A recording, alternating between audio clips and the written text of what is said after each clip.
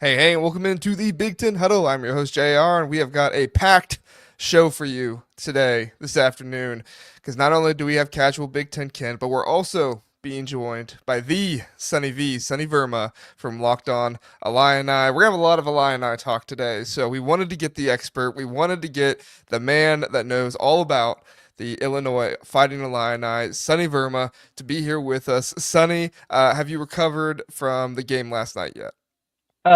Somewhat, as much as someone can recover from losing to Kevin Willard yet again for the second straight year at home. Not many other fan bases can say that. In fact, we're the only fan base that can say that. But I'll survive.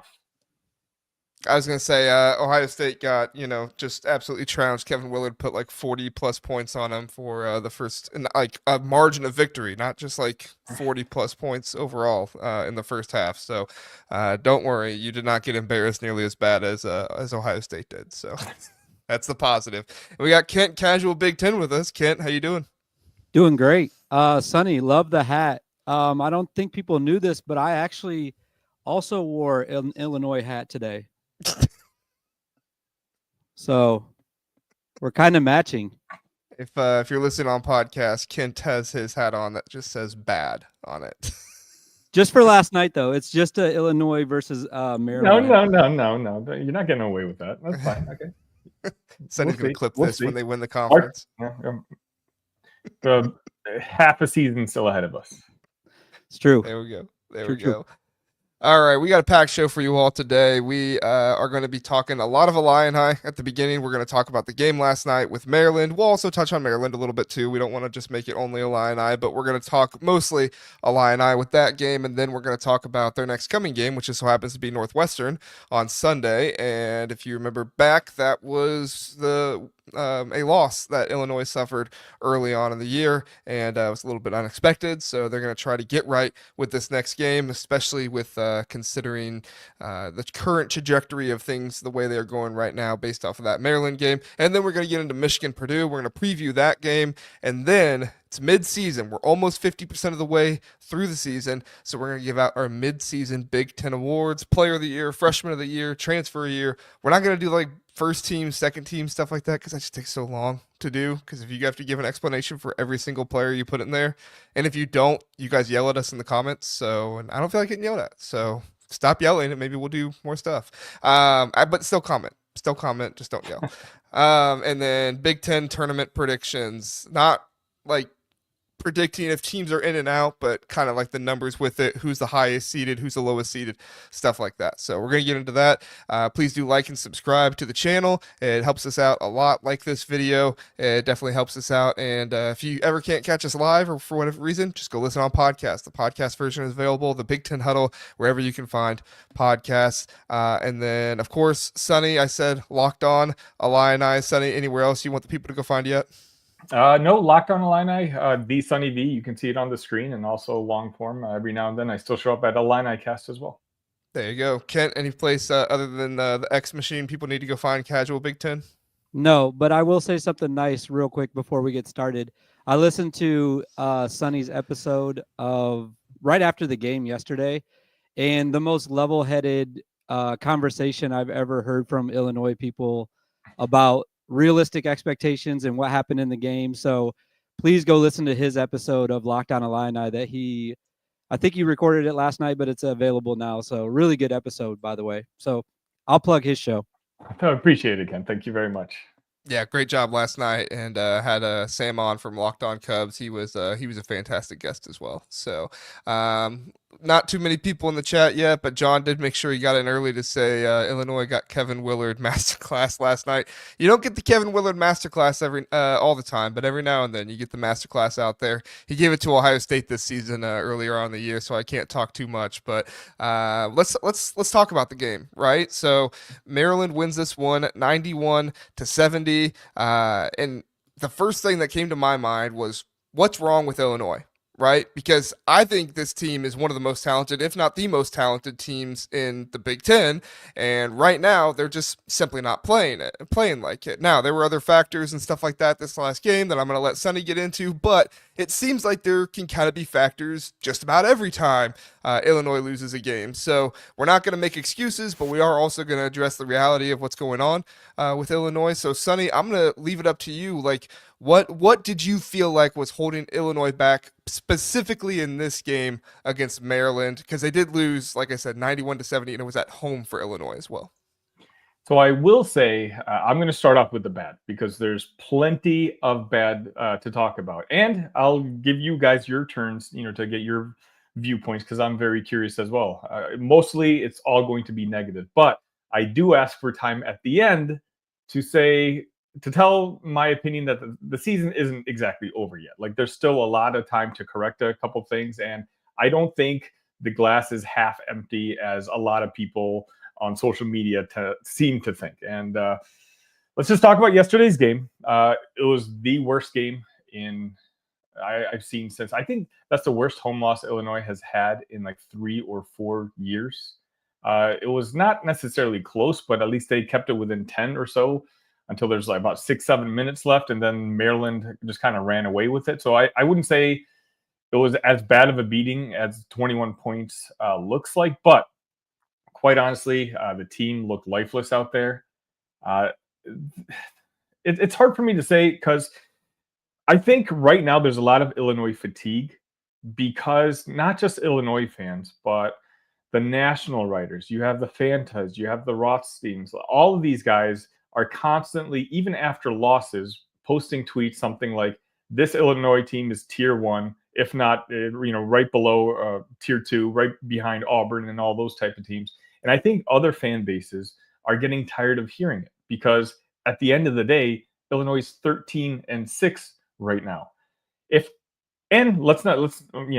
Let's acknowledge the banter with the Michigan State fans for the past week, where the perception has been by Michigan State fans, strictly by Michigan State fans, that Illinois has been complaining for the last 4 or 5 days. The national media, and look, I've watched that Michigan State game 2, maybe 3 times, 2.5 times, and that is still justified. I still think the officiating in that game was awful, but no one's complaining about the officiating against Maryland yesterday. In fact, most Illinois fans are all complaining about the team itself.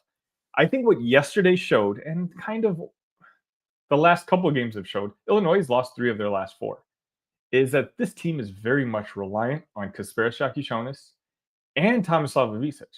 I will say, my everydayers on Locked On Illini, who are going to be watching this later, they'll know maybe a week into the season, 2 weeks into the season, I actually said that Ivicic was the most important player on this Illini team because he's the quarterback of the defense. And at his size, he's the only player that Illinois just can't replace. We have more wing players to try to take up. Kasparas is the best player, but Tommy Ivicic is the one guy that Illinois really doesn't have anybody that we can put in his place. Morez Johnson, very talented, my favorite player on this Illinois team, but he's a freshman, a Big Ten freshman, and he still has some developing to do. Unfortunately, for Illinois, if you told me Illinois was going to be 13-6 at this point in the season, I think I would be mildly disappointed. But if you told me they're going to win games that maybe they shouldn't have and lose games that they shouldn't have in the preseason, I'd be like, yeah, that sounds like this Illinois team. Jerry, you and I have talked about this before the season started. I thought we would struggle early in the year as this team continues to kind of gel together. You're replacing 10 new guys on this roster. It just looks like it's carrying over a little longer than I wanted to. This Illinois team simply has flaws, right? As much as Brad Underwood has hit on Trey White, Kasparas Jakušonis, Tomislav Ivicic, obviously he struck out with a guy like Kerry Booth, who we thought could be another big man in that rotation. And last night, when you're already down Tomislav Ivicic, Maryland is the one team in the Big Ten Conference, and Michigan being the other, that they can outbig you to death.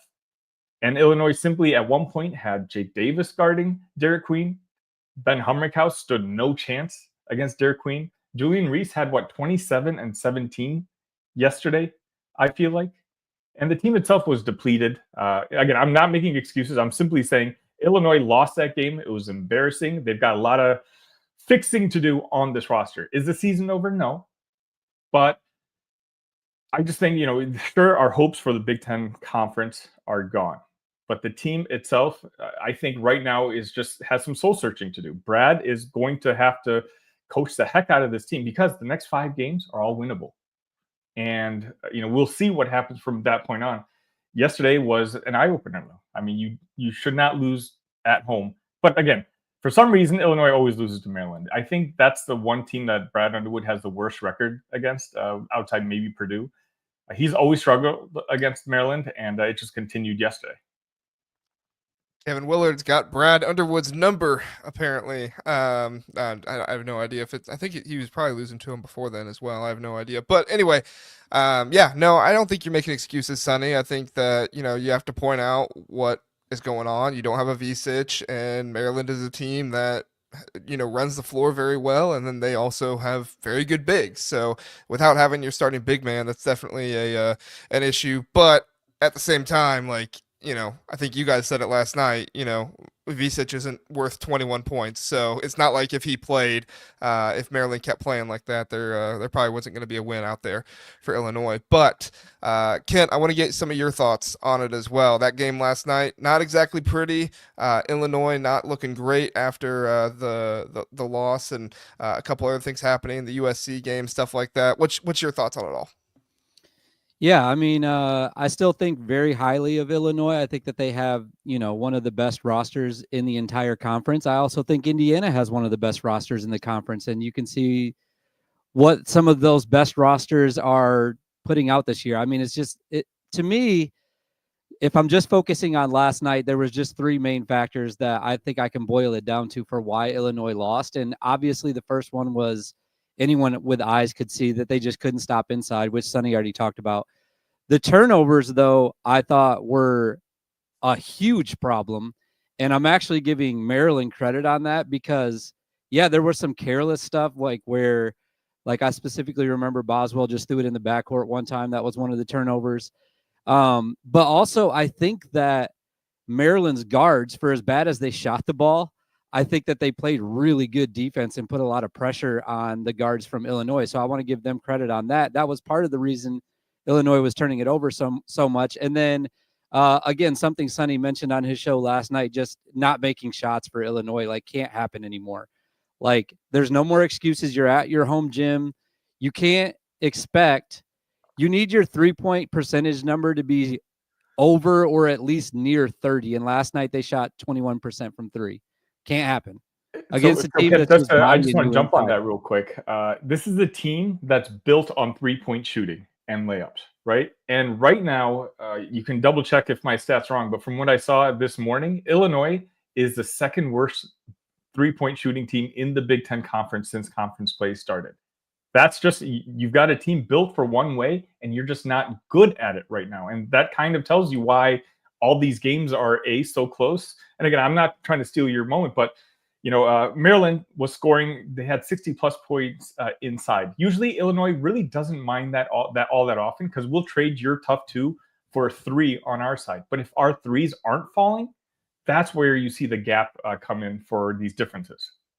Yeah, and then another thing that for me last night, and this is kind of, I guess, my 4th point, but when Illinois finally did go to the zone, I thought it worked perfect at the beginning. It looked like Maryland. I actually texted somebody. It wasn't you guys, somebody else. I said, it looks like Maryland's never seen a zone in their life. They didn't know what to do at first. And then they went right back to let's make 2 or 3 passes, go inside, and we're still getting one-on-one or double teamed and someone else is open. And I thought just eviscerated the zone towards the end because there was no size inside. So I think that, most of the credit needs to go to Maryland. I think that they deserve a lot of the credit because they didn't go away from their game plan, which is, hey, they don't have a big down low that can play defense. We're going to pound it. And even when they switched to the zone, I think that after the first couple of possessions, Willard's like, hey, let's go back to doing what got us to this lead in the first place. dump it back inside, even if they are playing zone, and we can still score that way. So I give them a lot of credit for Willard sticking to the game plan, how hard Maryland played, how much they pressured Illinois' guards, like I said, and, just a great game from them, and a game that they desperately needed, I thought. So good win for Maryland. Yeah, I totally agree. I think Maryland deserves a lot of credit for the win. And, Maryland has good numbers this season. I'm pretty sure they're a top 25 net team, which is like 4th or 5th in the conference. I believe they're ahead Wisconsin last time I checked. But they don't have, a super, splashy win on the schedule or anything like that, or like a really close loss to somebody that isn't as good. So, like they're not necessarily getting the credit for that, but they're still a team that's pretty high up there in the net. And they have the superstar freshman Derek Queen. And when he's on, it looks like a really, really good basketball team. But unfortunately for him, he's also adjusting to Big Ten play, and it's a little bit more difficult for him as well. I do want to touch on, after I listened to your episode, Sonny, I started, thinking back to kind of this season in the Big Ten overall. And it's kind of been a weird season with a number of teams not having the best home court performances, which is strange, right? Because the Big Ten is typically a conference where home court performances are typically much better than maybe ones on the road. Michigan State this season, they average more turnovers at home than they do on the road. It's really weird, but for whatever reason, it's just that way. Purdue lost to Ohio State at home after a double-digit lead. They looked this up on Sleepers, and I guess I'm taking their word for it. I have no idea if they're right or not, but the last time Purdue led at home by double digits and lost was 2018. Before Ryan Day was the coach of Ohio State was the last time. You guys know who that game was against? Ohio State. So, for whatever reason, just weird stuff is happening. Nebraska lost for the first time in 26 games or something like that. Something weird like that. I don't have all the stats memorized in my head, but there's been some weird home court performance. Well, Sonny, Oregon. Oregon led 111 points on Illinois earlier this season. So for whatever reason, the home court advantage is going away at times for teams this season. And certain teams like, Michigan are ones that haven't really endured that as much, but the door is still open for something like that to happen. Wisconsin hasn't really endured that yet, but who knows? Something like that could still happen. So I'm not using that as an excuse. I'm just saying that there's something weird going on this season with performances at home. But I do think going forward, it needs to be addressed that somebody has to be willing to step up when players are not having their best night or they are just completely unable to play. Also, too, Brad Underwood said Thomas Avicius was deathly ill. He was sitting on the bench last night. Dude, get your guy off the bench. Don't have him come to the game. And he said he was ill during the Michigan State game too. What's your plan here? Are you trying to get the whole Michigan State team sick too? Listen, I know it's kind of a joke, but also at the same time, if you got somebody dealing with a really bad, illness, whether it's strep throat or whatever it is, get them away from the team. You don't want that spreading across the team. I know you can't always control that, but still, it's how many more people are we going to find out have strep throat and stuff like that against Northwestern? And Avicic is feeling better, but he was on the bench. So I don't know, maybe social distancing or something like that for Avicic. I don't mean to take us back to 2020, but they need to be healthy. So I will interject there. I did speak to a medical professional, aka my wife, because I asked her the same question, and she said that if he's been off not practicing for the past week, essentially since Michigan State, that means the antibiotics have kicked in, and so he's no longer contagious. So that's okay. All right. Yeah. All right. Expert opinion here on the Big Ten Huddle. Thankful for that. But still, my fact remains: if somebody's sick on your team, just tell them to go home for a little bit. Get them the antibiotics and let them not be contagious. So JR, actually, that's been the case for the last 4 or 5 days. They've only had 7 players practicing. Well, yeah, didn't Will Riley and Trey White were sick too? They were questionable, and Kylan Boswell, he's been sick too. He just wasn't at the point where he had been recovering enough where he tried to, give it a go yesterday. But anytime you look at his face, he looked like he was, he wasn't feeling all that great. Again, I'm not making excuses. I'm just simply talking about the team was obviously sick. Will Riley, every time he had the ball in that first half, he lost it just simply because the defender would strong arm him and take the ball away. So Yeah, I just want to interject about the sickness part. I know Brad referenced it too. And the scary part for Illinois fans is Brad said that he doesn't know how long Tommy's going to be gone for. And if that's the case, then, I'm concerned all of a sudden by Sunday's game against Northwestern, because losing 3 out of 4 is already bad. But, getting swept by Northwestern at home, that could be troubling. I know we're going to talk about that in a little bit. Well, I'm glad you said that. I was going to go ahead and segue there.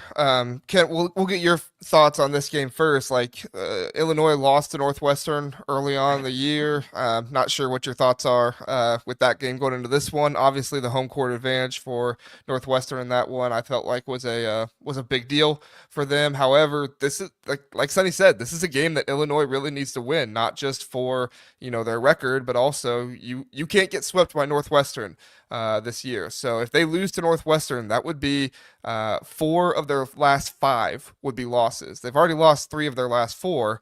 And if we're looking at it, like the schedule, it gets a little bit easier, but not really.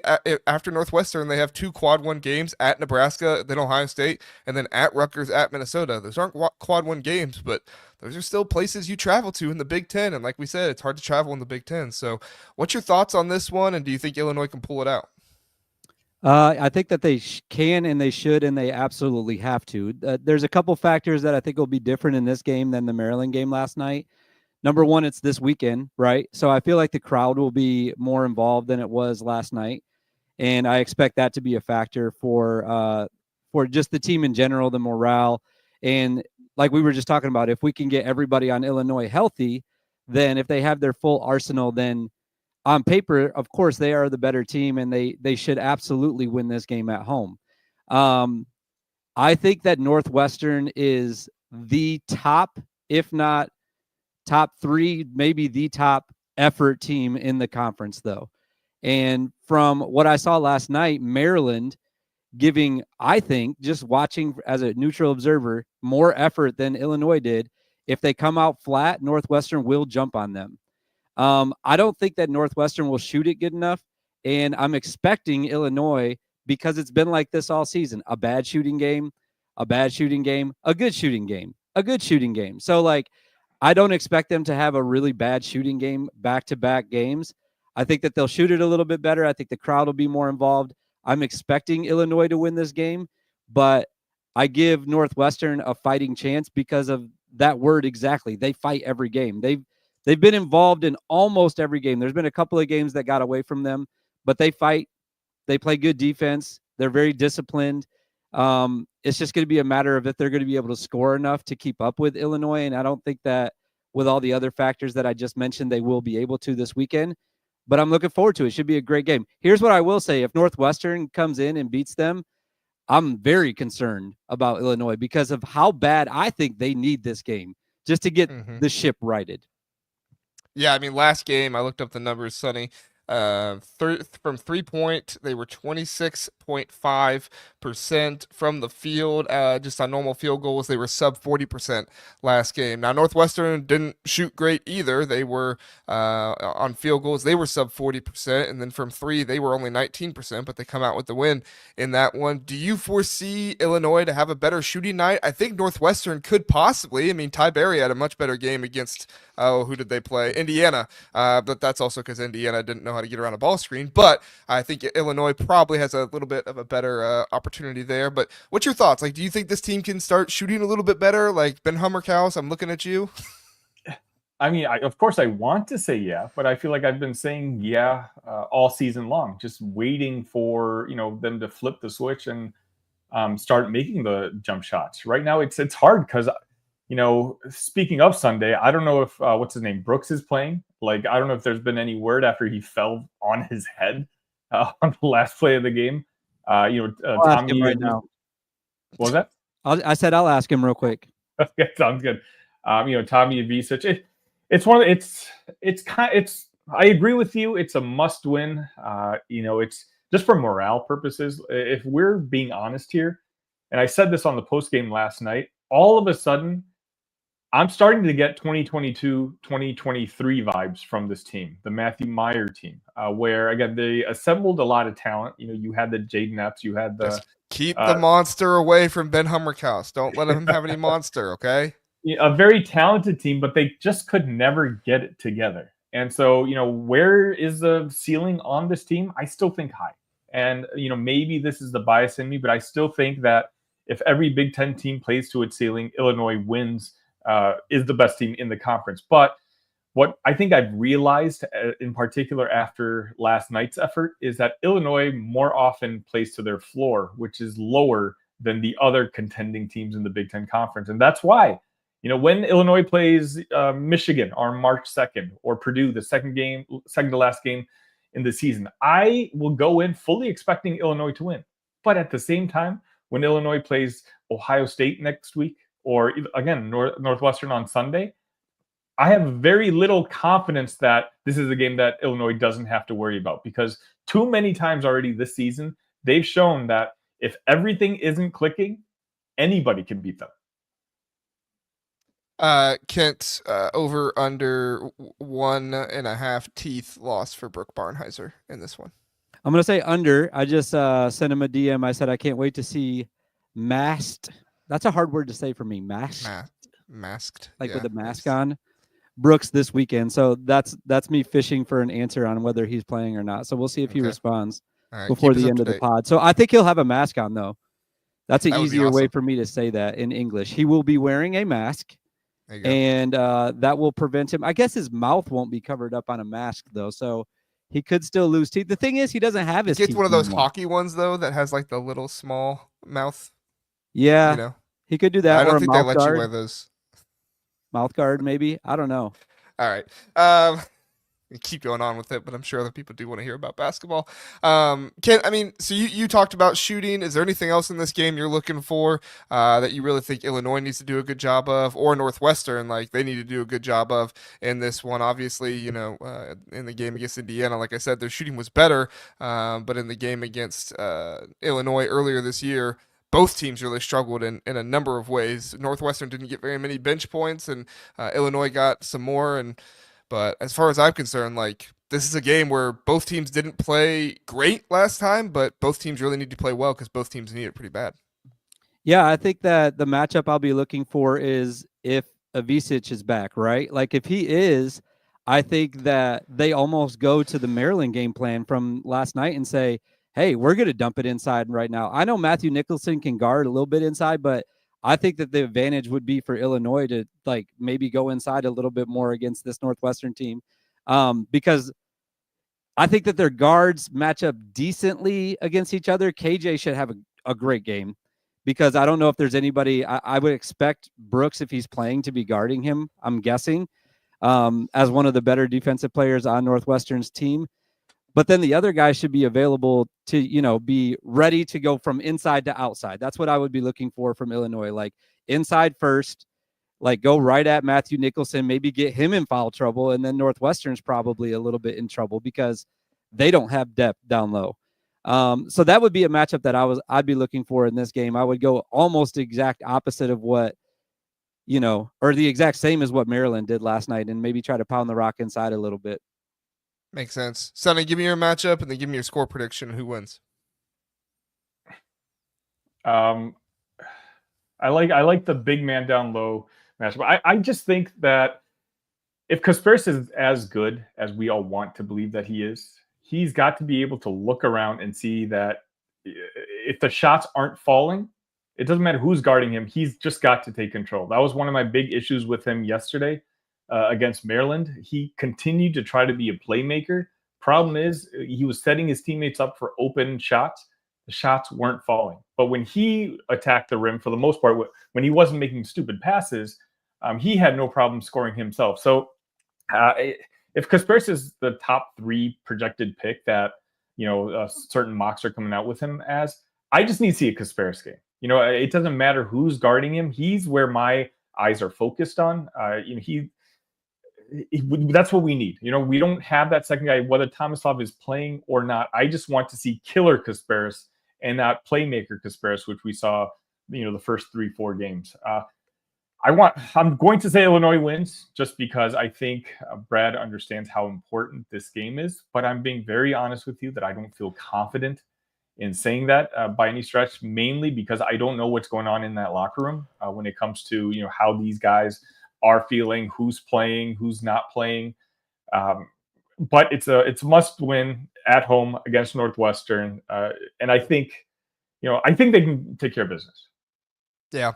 Yeah, Illinois can come out and be the dominant rebounding team that they've been, this season. They've been averaging some of the best rebounding numbers in the Big Ten overall this year. I know they, had their big men out last game, but if Visic can come back, I just need him to get down low, get rebounds. Him, Perez when he gets in there. Ben Hummerkaus needs to crash the boards as well. Like, you need these guys getting rebounds because even when shots aren't falling, if you're getting rebounds, if you're getting second chance points, it makes everything so much easier for your team. So I think Illinois will probably pull this one out. I'm going to go probably 77 to maybe like 72 or something like that. I do think Northwestern's going to score. I do think that Illinois will play good defense, but I think it's going to be kind of an up-paced game a little bit, and you'll see some good stuff from either side, or from both sides. So that's my thoughts there. All right, let's move on to the Michigan and Purdue game. This is a big game for the conference. Michigan and Purdue both sit atop of the Big Ten standings up there with Michigan State. So right now, Purdue, after coming off that loss to Ohio State, they are 7-2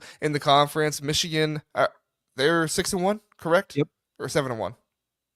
6-1. 6-1. All right. Couldn't remember if they were 6-1 or 7-1. So they're actually ahead of Purdue right now, even though Purdue has more wins in the conference. But if Purdue can pull this one out, Mackey Arena, one of the toughest places to play, not just in the Big Ten, but in the entire nation. Braden Smith is going to want to come back. Had a tough game against Ohio State. Really, shots weren't falling for him. Trey Kaufman-Wren had a good game, but for me, I'm looking at, and Kent, maybe you'll speak on this, see what you think, but I'm looking at this pick and roll situation that Danny Wolf and Vlad Golden have going on, because I think that Vlad Golden and Danny Wolf are two of the best bigs in the Big Ten, especially when you consider their versatility. And Purdue is a team that has struggled defensively with their bigs this year. Caleb Furst has come in. When he came into the starting lineup, that was very helpful for this team, but and at least Trey Kaufman-Wren isn't having to play the 5 all game, so that helps. But I mean, this is one of the best big men teams in the conference, and so Purdue's going to have their game cut out for them if they're going to want to stop them. Do you think Purdue can stop the bigs of Michigan? No, I don't. Oh. I absolutely don't. I think that TKR, he's great, and I think that he's great defensively too. But there's two of them.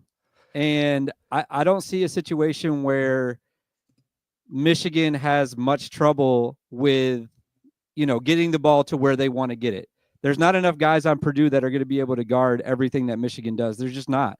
And if they're going to move guys like Fletcher down low to try to help with the pick and roll, they got great shooters. Michigan's a great three-point shooting team. So I think that Michigan, first of all, I think Michigan's going to win tonight. I'll just get that right out of the way. I think that they're the better team. And we just saw Purdue lose to Ohio State at home. And I think that the conference overall we're getting away. Like last year, there was a big advantage to being at home. I think that this year it's shifting a little bit. Like we just saw Illinois. Is that 2 in a row that Illinois dropped at home? Nebraska's lost 2 in a row at home after winning like 26 or 28 in a row. Purdue's losing at home. Everybody, like, these teams can travel now. So that little narrative of like it's impossible to win on the road, I feel like is not the case anymore. Now, Mackey's great. The crowd's going to be great. But I just think Michigan's a better team. I think they have a better roster. I think that they're going to win tonight. They have too many weapons. I've looked at Purdue, and I said this last week, or maybe I said it on Monday. It seems like every game it's like, well, this is one that they could drop. And the Ohio State game was one I was like, okay, they got this one. And they actually did finally drop it. So I'm going right back to where I was thinking before. I think this is one that they could drop. I think that they're outmatched at multiple positions. Even Braden Smith, like Trey Donaldson's going to give him trouble. He's pretty good defensively. He'll get in your face. So I think that it'll be a really good game for Michigan. I expect them to win tonight. Yeah, I still take Braden Smith, as the overall player over Trey Donaldson, obviously. But you're right, Trey Donaldson, when he really focuses in on his defense, he can make it really tough for opposing teams' point guards. So we'll see. That'll be a really good matchup, not just the big man, but also that situation as well. Sonny, are you looking at the big men? You looking at the guards? Like, what's kind of your matchup you're looking at in this game to decide it? So both, just like we mentioned that Purdue, I don't think can match the bigs that Michigan has. Spoiler alert, I don't know if any team in the Big Ten Conference really can. I'm still a little leery on whether, like, what happens when a guard goes off against Michigan. I want to see, you guys mentioned Donaldson. I think that's going to be the key matchup that I look at. I think, with the way the bigs, I think, are going to dominate on Michigan side tonight, that Braden Smith's going to have a lot more pressure on him to be able to play make, to be able to score. This has to be a Braden Smith game, especially if he aspires to be, player of the year in the conference and whatnot. And, I've been very high on Michigan all season long. On Locked On Illini, I've called them, in my opinion, they're the second best team in the Big Ten Conference. But what I'm worried about is, again, when it comes to March, if there's a guard that just goes off, do they have the guys to match up with them? And I think tonight's going to be a really good matchup, especially at Mackey. Guys, I'm going with Purdue in this one. I know that Michigan has Danny Wolf and Vlad Golden, but I think Caleb First is going to give Danny Wolf a hard time.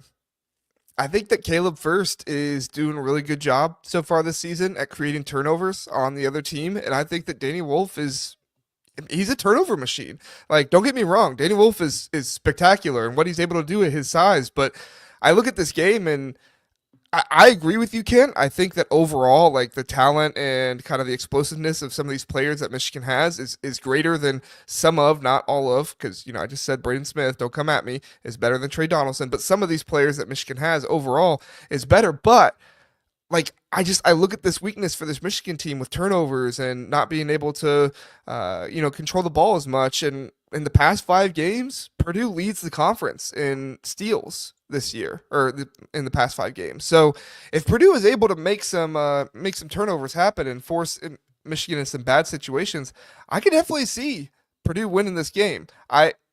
We'll see. It'll have to play out first, obviously, but I don't think Braden Smith's going to have back-to-back bad games, and I think that Trey Coffin-Wren is going to hunt for a shot and try to get it.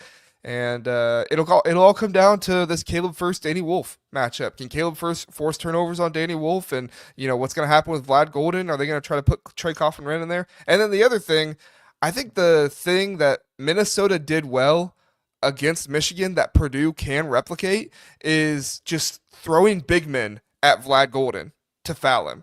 And you put Vlad Golden on the line, he's not, if I remember correctly, he's not a terrible free throw shooter, but you put him on the line and you're going to get him out of his rhythm. You're going to get the Michigan offense out of their rhythm, right? You throw Will Berg, you throw Riley Burgess, you throw some of these other big men that Purdue has, which aren't really like imperative to this team's success. You just throw them at Vlad Golden and have him foul him. You're going to take Michigan out of their rhythm, and this offense isn't going to do as well. We'll see if Matt Painter does it. I have no idea if they're going to take that route, but if I was Purdue, that's what I'd do, because they have some big men that are expendable that you can put in there and just say, hey, just foul them and turn the offense down. So, any thoughts on that before we move on, guys?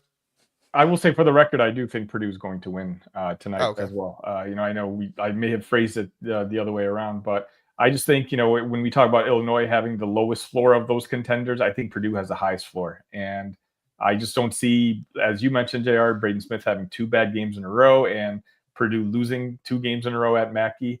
I just think they'll be ready to go tonight, but we'll see. Anything from you, Kit? No, sorry. I rarely get taken away from getting or talking about college basketball, but that was my kid's school calling, so I apologize for that. But you're fine. Yeah, I still like Michigan tonight. I think that they're still going to win, so I'll just stick with that. And I actually think, looking at tonight's slate, this is one thing I was going to mention. I think I'm going to put together an all road teams win tonight parlay with Penn State at Iowa, Michigan at Purdue, and UCLA, of course, at the worst team in the conference, Washington. So there you go. There you go. We'll see if it happens. It's got a chance. I think that has a high chance of hitting. that has a higher chance of hitting than some other nights when you have all the road teams. So yeah, no, I like it. I like it a lot. All right, everybody, we're gonna hit a commercial and then we'll come back and we will talk about the midseason awards. Stick with us. CBB Analytics isn't just another stat site, it's your ultimate destination for in-depth college basketball analysis used by fans and even the coaches. It has comprehensive stats for men's and women's basketball across Division 1 through 3, dating all the way back to 2018. From shooting percentage to game recap, CBB Analytics has it all. Try CBB Analytics for free or pay for a tier to take your basketball knowledge to the next level. Back here on the Big Ten Huddle, be sure to use the code HUDDLE for CBB Analytics. If you use it, get you $30 off, cbbanalytics.com. And please do like and subscribe to the podcast. We definitely appreciate it. Helps us out and helps you out because then you get to see more content and we put out more content for you. So win-win for everybody. All right, guys, we're going to do our mid-season awards. Now, these are not us predicting who will win the awards at the end of the year. This is us saying who deserves these awards at the midpoint of the season. The awards that we are going to give out are Player of the Year in the Big Ten, obviously, Freshman of the Year, Transfer of the Year, Defensive Player of the Year, Sixth Man of the Year, and Coach of the Year. So, Kent, we'll start with you. Player of the Year, who was your pick? Brooks Barnhizer. He is top 5 in all the stats that you'd like him to be top 5 in, and he's number 7 in a fourth stat that you'd like. He's top 5 in scoring, I believe. I was just double checking all of this. I can't remember if he was in scoring. Yeah, he's fifth. Not. He's right before he's Bryce fifth. Williams. Okay, scoring, he's 5th. Let me just double check these. Rebounding, he's 3rd.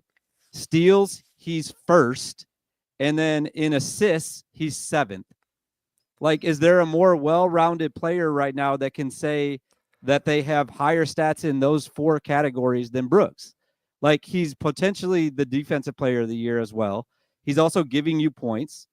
Like, I'm not sure that. I mean, obviously, there's arguments for other players across the board. Like, there's other guys that can score better than him. There's other guys that are rebounding better than him. But as far as from like an all-around perspective, all-around game, what he's giving on a night in and night out basis, I like Brooks Barnhizer right now. I think he deserves the midseason award for Player of the Year. All right, I will not lie. I have a Brooks mention later on, not for my Player of the Year, but later on. So I like that pick. Sonny, what about you? I'm just going to go chalk. I think it's Braden Smith. Just if I have to decide right now, today, as you said, this is not projecting moving forward.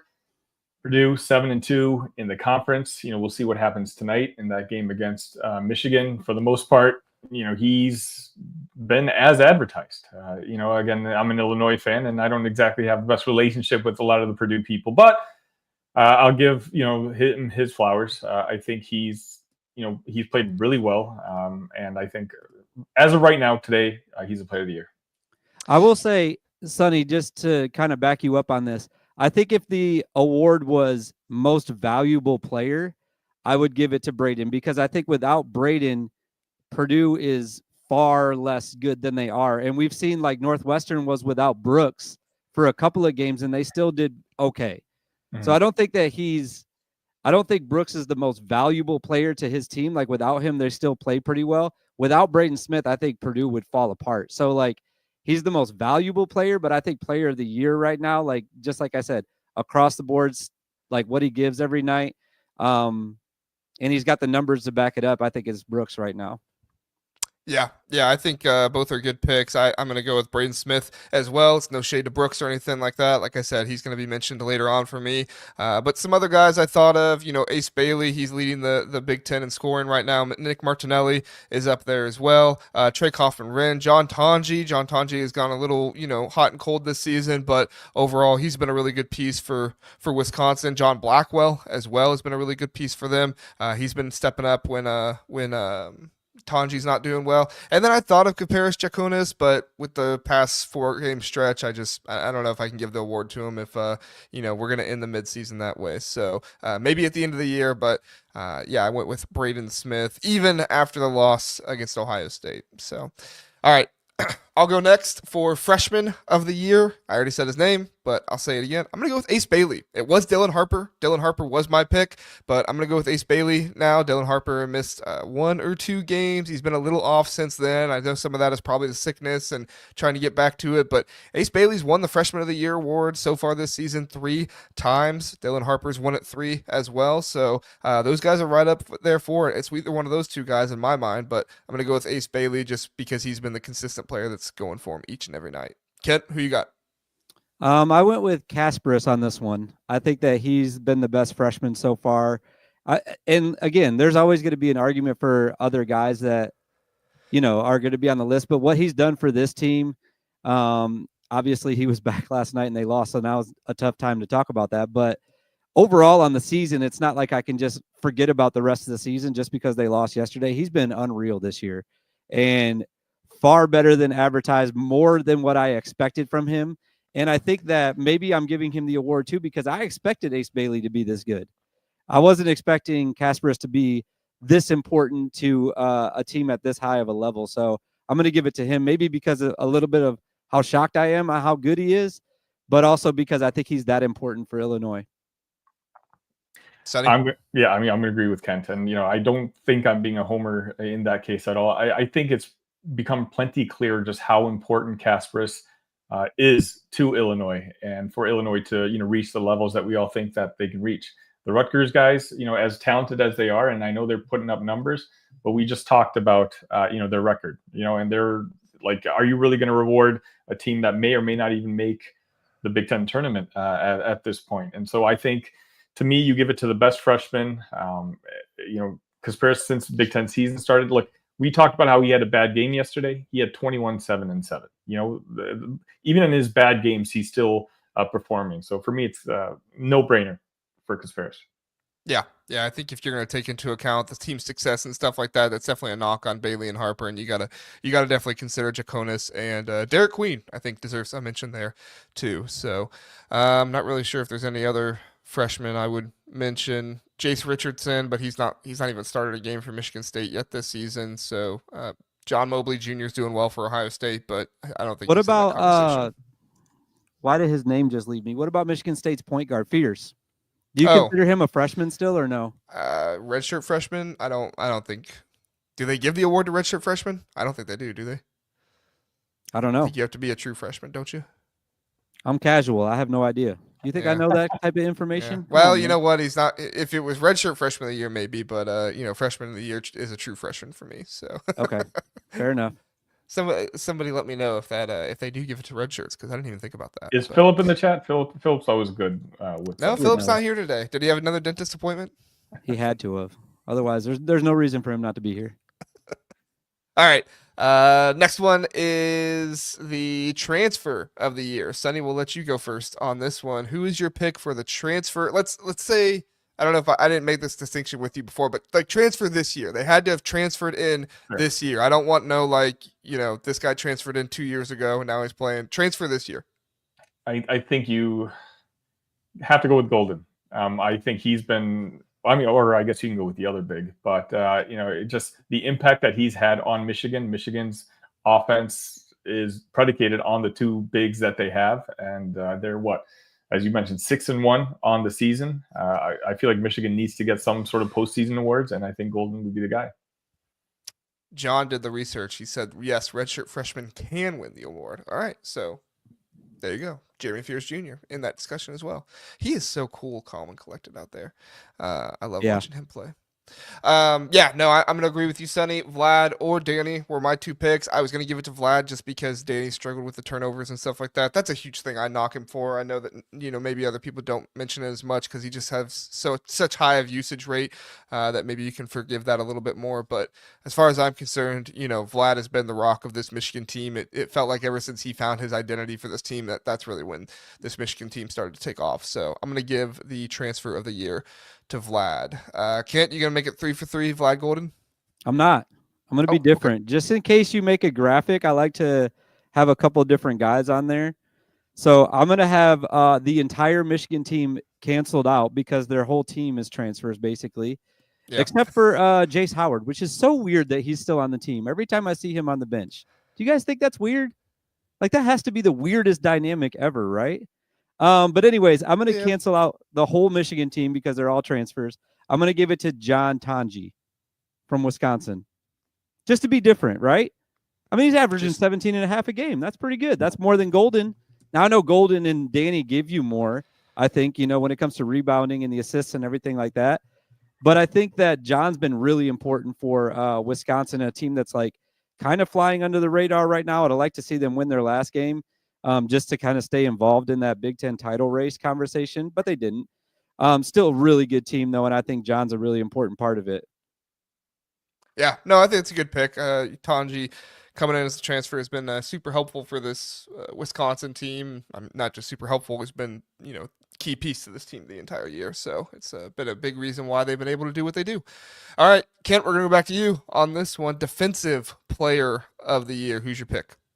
So when I first started filling this out, I automatically penciled in player of the year as Braden Smith, and I had Brooks Barnhizer as the defensive player of the year. So since I've looked through it a little bit more and I decided to give Brooks the player of the year, I'm going to give Braden the defensive player of the year.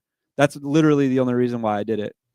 And I also think he's really good defensively, by the way. It's not like he's like a scrub on defense. I think he's tied with Brooks in steals per game this year. So that's a big factor. He can really shut down and give people problems, like anybody that's bringing it up from any team.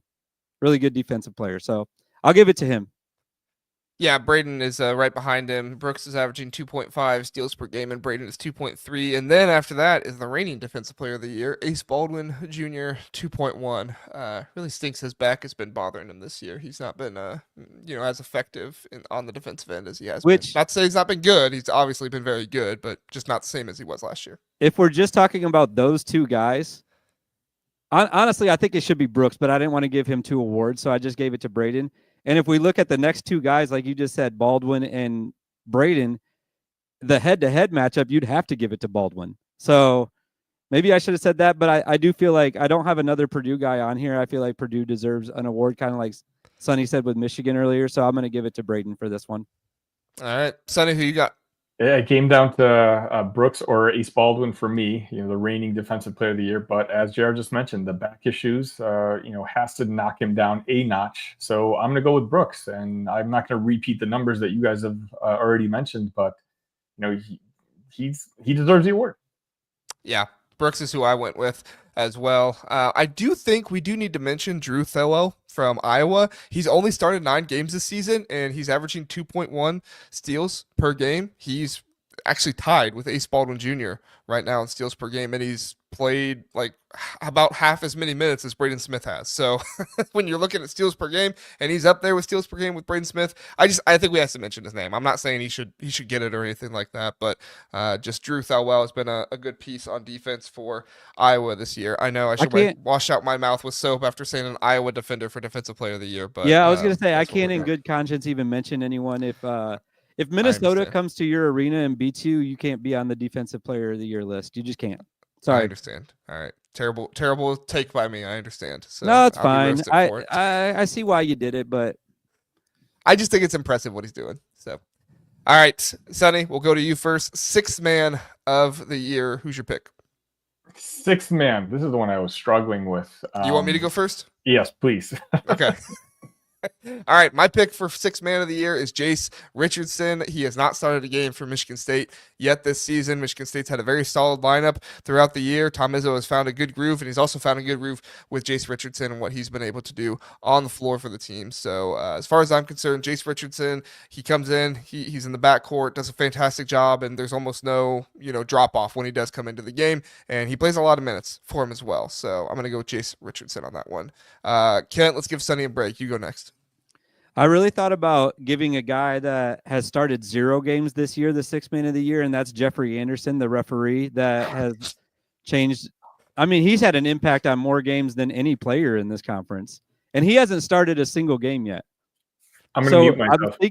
I think Jeffrey Anderson should qualify, but if I'm being serious, I'll pick another guy that doesn't qualify because you said he's started too many games. Parker Fox, he's the 6th man of the year for me every year.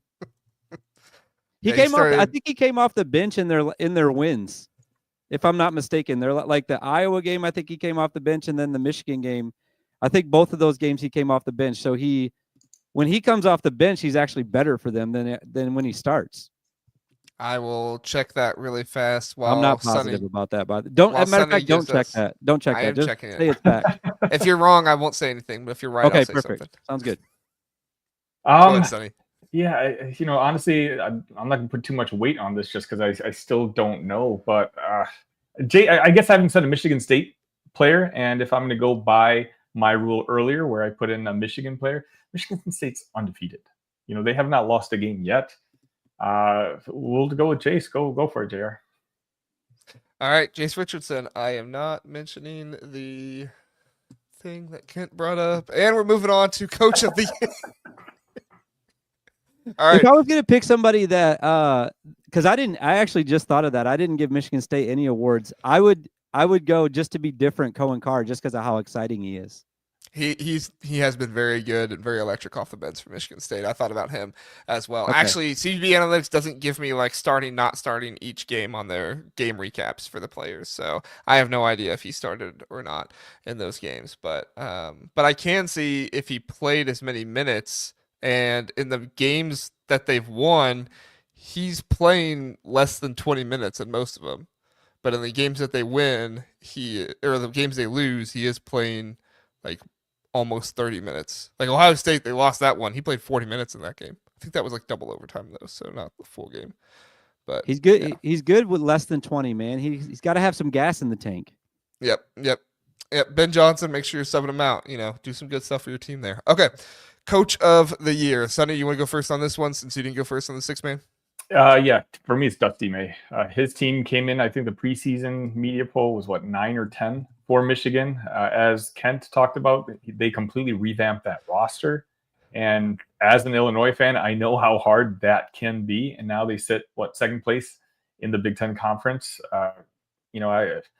This award's going to elude Brad Underwood for yet another year, but I think Dusty May absolutely deserves it. Great pick. Kent? I also said Dusty May. I like to be different, but I didn't write down more than 2 people for this. Honorable mention, Ben Johnson, because not only is he picking up some huge wins here in the middle of the season, he's also going to be coaching the Chicago Bears next year, which is crazy, right? Like, I didn't know you were allowed to do both. Did you guys hear that? Like, I got the notification on my phone. Ben Johnson's coaching the Chicago Bears next year. That's crazy. That's nuts. He's just that good of a coach. It's weird. He can coach so many teams all at once in different sports. This could be tough, man. He's gonna be busy next year. Yeah.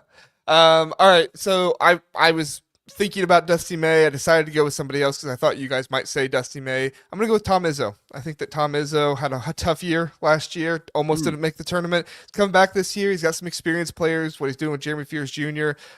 So I know Illinois fans, just had the Michigan State game. I get it, but I think that Tom Izzo's done a good job this year. So to make it so we don't have the same guy 3 times straight, I'm going to give it to him. So it's a good pick. He'll actually probably win it, to be honest. Does the media like Tom Izzo better than Dusty May? I feel like they'd probably like Dusty May better, wouldn't they? Or is Tom Izzo really good to the media? I don't know who they like. Tom Izzo's great. You ever see this man play an accordion? No. He's great with the media. I just know the referees don't like him with how much he yells at them. So, they don't like him, or they do? I don't think the referees like Tom Izzo, do they? If you've been on Twitter this week, you would think that they love Tom Izzo. I'm not going to agree with that. Yeah, but okay. Yeah. I'm just saying, I don't normally like people that scream at me and berate me for 40 minutes straight. Not that that's happened. I'm just not going to say anything. Okay. We're going to hit a commercial break. I've with it enough over the past week. I'm just going to sit here nodding my head and smile. I'm trying to bait you here, Sonny. I'm going to clip this and then put it on Twitter and tag Matt from Locked On Michigan State. Zero chance. Nope. All right, we're going to hit a commercial break, and then we'll come back. We'll talk about Big Ten NCAA tournament predictions. Homefield is your go-to destination for premium collegiate apparel with a passion for comfort and a flair for vintage design. Homefield brings you gear that is comfortable and stylish. With over 150 colleges to choose from, Homefield digs deep into the archives, uncovering forgotten logos, iconic mascots, and legendary moments to create one-of-a-kind apparel. Use my code TBTH for 15% off for new customers, or use my link in the description. Back here on the Big Ten Huddle, we are going to do some NCAA tournament predictions. We are also going to remind you to listen to the podcast. If you can't catch the stream live on YouTube, please do listen to the podcast. It's a great way to listen. And even though it doesn't have the graphics and all the nice thing we put on the podcast, we do try to explain everything and be sure that you get the full experience there. All right, guys, we are going to do our NCAA tournament predictions for the Big Ten. We're going to go through. We're going to give our highest seeded team prediction, one team that currently is outside of the net top 45, one team that is currently currently outside it that is going to make it, one team that is currently inside the net top 45 that won't make it, our lowest seeded team, how many Big Ten teams will make the tournament, and then where the Big Ten will rank in terms of most teams in the tournament compared to the other conferences. So let's start with the highest seeded team. Kent, we'll let you start again here. Who is your highest seeded team you're predicting for the Big Ten in the tournament? I mean, to me, it's got to be Michigan State at this point. Are we trying to project like what's going to happen the rest of the season? Yes. Okay, I'm still going to stick with Michigan State. I feel like the team that wins the conference, which I think is going to be them at this point in the season, they're in the best position to go win it. The team that wins the conference, if they can make it to the Big Ten tournament championship or just have a really good showing or even go win that, they'll definitely be either like a 2, at the lowest a 3, maybe even a 1 seed. So we'll see. I think it's going to be them, though. All right, Sonny, who do you think?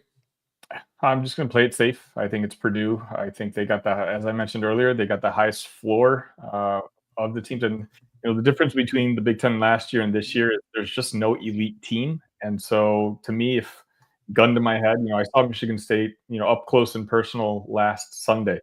And I think they're a very good team, but they don't have a superstar. And so I think I'm going to go with Purdue here just because I trust their coach more than anyone else. And again, highest floor for me. So I'm going to go with Purdue.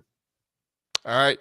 I'm going to go with Purdue as well. I think Michigan State's a good pick, Kent, but for whatever reason, the numbers just don't love Michigan State as much this season. They're having a good season in terms of record, and they are first in the Big Ten, but you still have teams like Illinois, Purdue, Michigan that are ahead of them in the net. And part of the reason because of that is because Purdue and Illinois both have a ton of quad 1 games on their schedule so far this season. Now, Michigan State does have 10 of their final 13 games are quad 1 projected right now, so things like that could change. But I also look at that and say, if you got a bunch of quad 1 games, like Michigan State's going to lose at some point.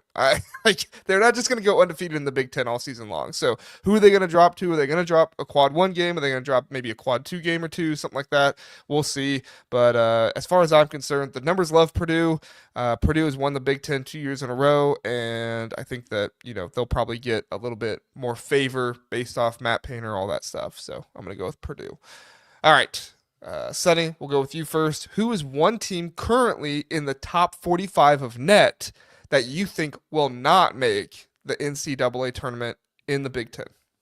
It's top 45 in the top 45. Okay, I thought we were so like generally the cutoff is like 45 to 47 is somewhere like if you're in the top 45, 47 in net, you're projected to make the tournament. Doesn't always work out that way, but that's kind of the general projection. I'm saying a team that's in the top 45 that won't end up making the tournament. So, I mean, you want me to list someone else in the top 45? Yeah, no, I just pulled it up right now, so I'm taking a look at that. Kent, you want to go first? Yeah, I'll go first. I said Ohio State.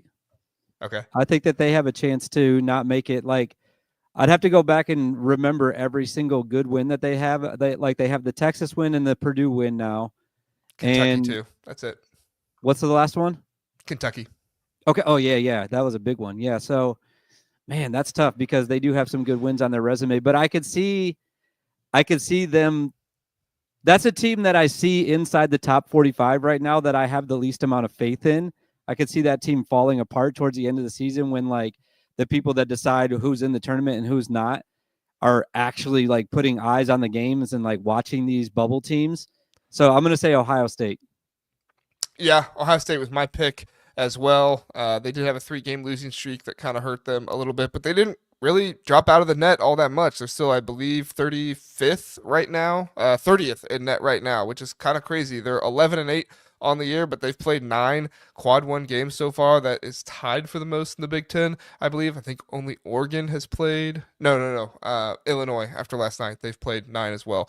But yeah, 9 quad 1 games so far. So they're getting a lot of credit for all those. But I think at the end of the day, when you lose a bunch of quad 1 games, you're going to lose credit for it. And I think that's what's going to happen to Ohio State. They have Iowa coming up next, but then after that, it's at Penn State, at Illinois, Maryland, at Nebraska. Like, I don't know. At some point, Ohio State's going to get blown out, and their net rating is going to go down. So I'm with you there, Kent. All right, Sonny, who's your verdict? Yeah, I mean, seeing that I glossed over Ohio State, I think that would have been an easy answer. I don't necessarily think it's going to happen, but I do wonder with the way things have been going for UCLA and Mick Cronin. I'm just going to throw that as like an outsider shot. Just taking a look, 4-4, quad 1, 1-2, quad 2. What if, this is more outside the basketball court circumstances, like with what's going on out there in LA. I just think Mick himself is a very volatile coach, and at least there's chemistry that can happen. I think Ohio State's the easy answer here, but just for the sake of our continuing not to try to have same answers all around, I'll just say UCLA. Yeah, they've won their last 2, but they do have 2 quad 2 losses on the resume so far, so that could hurt them. They've played 8 quad 1 games, so still a lot there, but yeah, we'll see what happens with UCLA. We'll see if they can go 3 straight at Washington. I believe. I think another team. Right? I think another team just to keep an eye on because of, again, it's really weird to talk about them right after last night, but is Maryland, because if that game, obviously they won last night, so it's weird to say this, but if they lost yesterday, they would be the easy pick to say, like, this team can't win on the road, and if they don't get a road win or a couple of road wins, if they go back to that, like if they go the rest of the season, don't win another road game, then I think it's Maryland. But now that I see that they could go on the road and beat Illinois, like, I have a little bit more faith in them doing that at least a couple more times this year. So I'd say keep an eye on them, but I think the safe pick is Ohio State. Yeah, they only have 7 quad 1 games remaining, so they don't have a ton. I mean, when you look at compared to the rest of the Big Ten, I think it's like 7 of their next 11 or their final 11 games are quad 1 games. Like the guy from Fox yesterday, is it DeCourcy? Am I saying his name right? He's like a bracketologist from Fox. Yeah. Okay. Yeah, I think you're right. I believe he said that the win yesterday was absolutely essential and massive for Maryland to keep their tournament hopes alive. But I believe he still had them like around like a 10 or a 9 seed after the game yesterday. So like they're right there at, like, if they drop to just a little bit more, they're going to be out of the tournament because of all the teams that are going to get the automatic bids from the conference tournament. So like I said, just a team to keep an eye on is Maryland, but also Ohio State. Yeah, they're up there in the net. They're at 20, so but they don't have the most quad 1 games, only 6 so far on the season. So we'll the Illinois win last night helps them, but we'll see how it goes. So all right, let's look at teams outside the top 45 in net that could possibly make the Big Ten, or not the Big Ten tournament, the NCAA tournament. I'm gonna go out on a limb here, guys. I don't know what it is about this team. Maybe I'm a fool. Maybe I believe too much in their coach because everybody else wants him fired. No, not them, Kent. I'm going to go with Indiana. I think that Indiana could get hot toward the end and maybe win some games. They're only 65th in net right now. For whatever reason, the numbers hate Indiana every single year. I think it's because they play some of these non-conference games closer than they should. But I think Indiana, like, they have the same record as Illinois right now in the Big Ten. So, like, everybody wants to talk about how fire Mike Woodson and everything. And don't get me wrong, I said on the show, like, it's not a bad thing for teams to have expectations, but they don't have a terrible record. They have some games that are winnable in front of them this season. If they can pull off a couple things, Umar Ballo is still an incredible 5. If Malik Renew gets back and they can figure out that whole lineup and how they're going to play with both of them out there, and if Miles Rice could just stop fouling Miles Rice, they could make some noise. So that's my Homer Indiana take. Kent, who's yours? I was just looking at, I just want to talk about yours just for a second. Their next 6 games, listen to this schedule that Indiana has coming up. Maryland coming to town, so like absolutely need it, because after that it's at Purdue, at Wisconsin, Michigan coming to town, at Michigan State, UCLA coming to town. Like, brutal upcoming schedule actually for Indiana. Like, I could see them losing 4 of those 6 games. And then they're in deep doo-doo. I'm taking USC to answer your question, and I think it's mainly because wishful thinking. I love this USC team. I think that they started out really slow, but once they started gelling and playing together, and oh, by the way, they're still missing Terrence Williams. So maybe if he ever comes back, I don't know where he's been. He's been gone for like a month. This is a team that's dangerous, man. They have some absolute dogs on their team. I love USC. So I think I'm just hoping that they actually make the NCAA tournament more than I actually think that they will. I'm trying to will it into existence. There you go. And of course, you love the name Wesley Yates. I love Wesley Yates. So. Love him. I love USC basketball. Like, the other thing is too, like some of these teams, I will say I am 100% biased when it comes to teams like Northwestern, USC.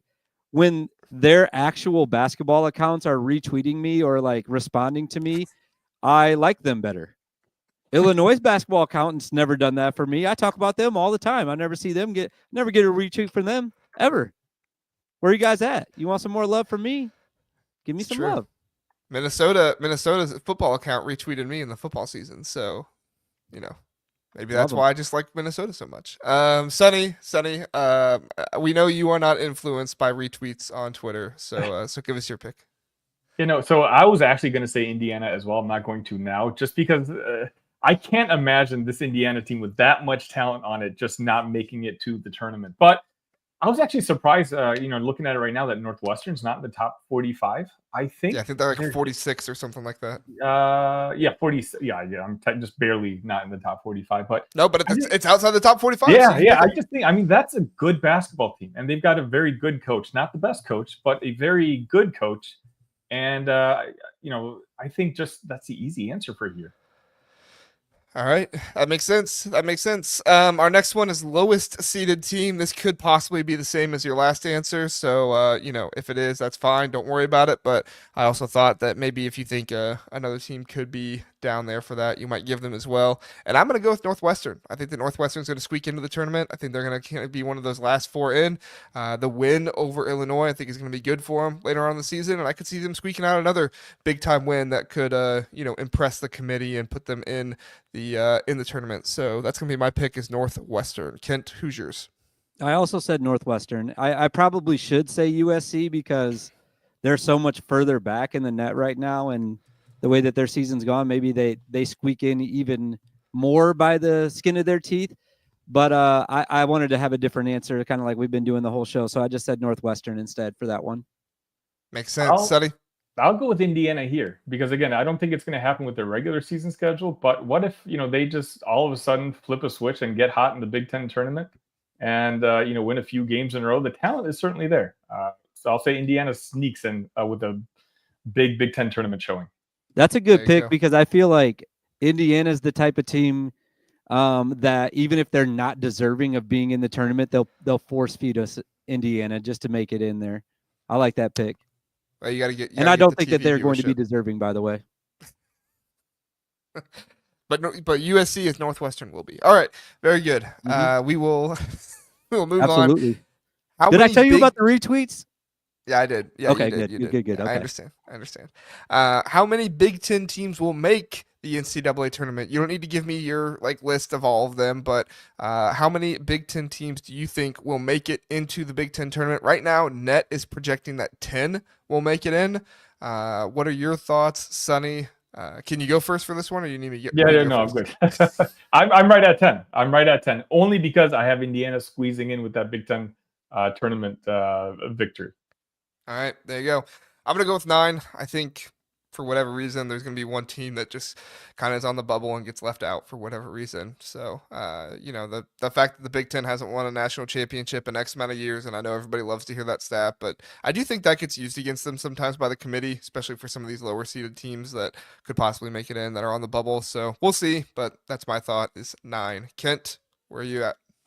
I originally wrote down 8, and that was just because I think that was the first key that I hit when I was filling this out. But I just counted all the teams that I want to make the tournament, and it was 9. So I'll say 9. All that you want. Okay. Mm-hmm. All right. That makes sense. All right. So Kent says 9. Sonny is the most 10 optimistic. seems like too many for a team that has 18 teams, or a conference that has 18 teams. Like more than half get in. That's So again, for me, it's the 9. But then the previous segment, I just said I had Indiana winning the Big Ten tournament, so they squeezed in as number 10. Wait, you said they're going to. I didn't hear you say that. I'm sorry. Well, I'm not saying I think they're going. I'm for the sake of the question, I answered Indiana as the top, the team outside the. Wait, what was the question? Team outside the top 45. Exactly. Yeah. There you go. Indiana might not be at the Big Ten tournament. I think they'll be fine. I think they'll make it. I'm just kidding. Yeah, they have a better chance than Ohio State right now. Okay, let's look at the Big Ten. Will have the blank most teams of any conference. So will they have the most, second most, third most, fourth most? I will go ahead. I'm going to say they're going to have the second most, and I think even if the Big 12 gets up there, I think they'll be tied with the Big 12 at worst. So SEC, they're probably going to get like 12, 13 teams in there. There's just so much love for that conference this year. It deservedly so. They are the best conference in college basketball so far this season. But I think the Big Ten is going to be up there, 18 teams, all that kind of stuff. So I think the Big Ten at the very worst will tie with the Big 12 for the most, or the second most teams. Kent, where are you at? Same. Said the exact same thing. SEC is going to have the most, and Big Ten will have the second most. All right. Sonny, you with us? Yeah, if I have 10 Big Ten teams going in there, SEC will be number 1, and I can't imagine someone else having more than 10. Yeah. All right. The SEC boys. still sucks, though, by the way, just for the record. They still do suck at everything. They do. We hate them. Okay. At least I do. I don't know if Sonny does. Sonny, you with us? Do you hate the SEC? Yeah, absolutely. Okay. All right. But Brad took care of him. Or not Brad. Brett took care of him. Brett Bielema. We weren't even, like, all the Big Ten teams weren't even trying in those regular season games. Just wait till the tournament starts. Wait till we'll show them where the real conference is. Haven't won a national championship in, like, what, 30 years? But that's okay. We'll show them. All right. We'll show them who's boss. Anything else you guys want to get to before we get out of here? No. I don't. Good show. I had a blast today, guys. This was fun doing it, all three of us together. Ted says, I live in SEC country. They are awful. So sorry for you, Ted. I can't imagine living down there. I do too, by the way. They are awful fans. Yeah. Well, you're like on the fringe, kind of. You're like, I guess the fringe is the state above you. Yeah, no, the fringe is the state above you. Vanderbilt? Have you met Vanderbilt fans? They're crazy, dude. I'm just kidding. Are they really? No. I just realized I just moved down to SEC country, didn't I? Mm-hmm. Yeah, look at that. You guys, boots on the ground in SEC country, giving us the takes down there. All right. I really wanted to get out of SEC country tonight and go to the Purdue Michigan game, but I had something pop up at the last minute and I'm not able to go. The tickets were like semi-reasonable, but I still haven't been to Mackey yet, and this was like, I thought, a good opportunity because it's a Friday night. Not going to make it though, guys. Sorry. The OHIO podcast says, I interrupted my video of watching Bigfoot playing a saxophone for this video, and now you guys are leaving? Really? Well, you got to be here at the right time. All right? You got to be here at the right time, Eric. Didn't he say that last week, too? I feel like he said that last week. Something like that. Make 1 o'clock your Big Ten Huddle time, not your Bigfoot saxophone time. So, maybe just swap your schedule around. It'll help you out a little bit better, Eric. So... Thanks for being here, everybody. We appreciate it. Go check out Sonny at Locked On Illini and Illini Cast. Go check out Kent at Casual Big Ten on Twitter, X, whatever you want to call it. And we'll see you on Sunday night. Me and Zach will have a football episode. And then if you just watch the basketball stuff, me and Kent will be back on Monday at 10 o'clock. Or if it's not Kent, I'll have somebody else with me. So we'll do our power rankings. It'll be a good time. So thanks so much for watching, everybody. We appreciate it. Have a good one.